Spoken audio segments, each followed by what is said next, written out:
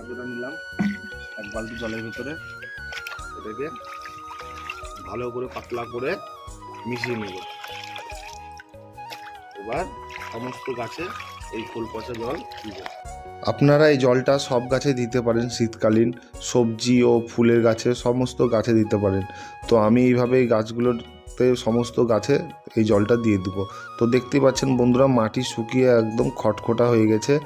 তো আমি ইচ্ছা করে মাটিটা শুকিয়ে রেখেছিলাম, যেদিন যেদিন খোল পচা দিব তার 4 দিন আগে থেকে জল দেওয়া বন্ধ করে দিই আমি। মাটিটা এইভাবে শুকিয়ে নিলে মাটিতে জল শোধ করতে সুবিধা হয়।